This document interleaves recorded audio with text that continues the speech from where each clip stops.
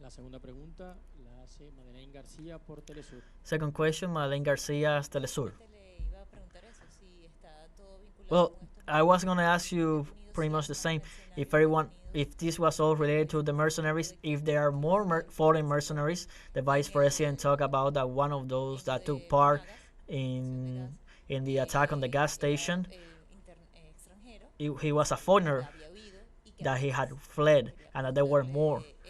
I wanted to ask that, and from here, Maria Corina has spoken that it could be before, during, or after from the appointment that this operation is going to continue. Is there any conversation with the Petro government to be able to disarticulate these operations if the headquarters are over there in Colombia?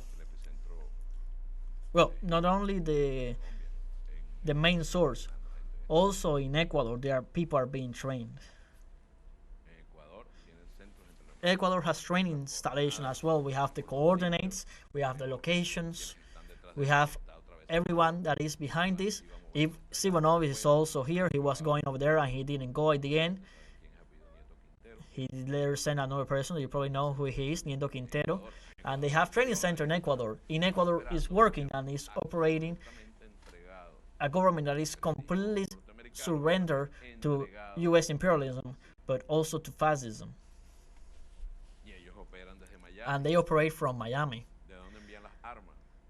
Where are the weapons coming from? From the U.S. Where are the explosives coming from? From the U.S.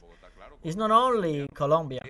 Of course, with the Colombia government, you listen to the President Petro when he was talking about the person related to the Tren Aragua. He was in coordination with Venezuelan authorities. Well, there it is. Unfortunately, that operation was meant to capture like 15 people in Colombia, and we only managed to get one. There were more, of course. It was a meeting in Colombia, in the border.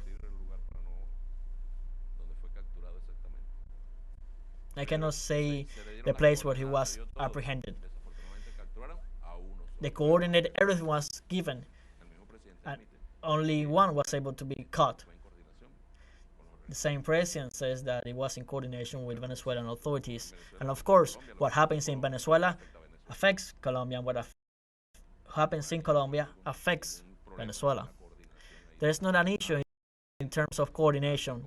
Unfortunately, just as it happens in the Zulia state, that are linked with terrorism, in this case with Mr. Rincon, in Colombia, is the same.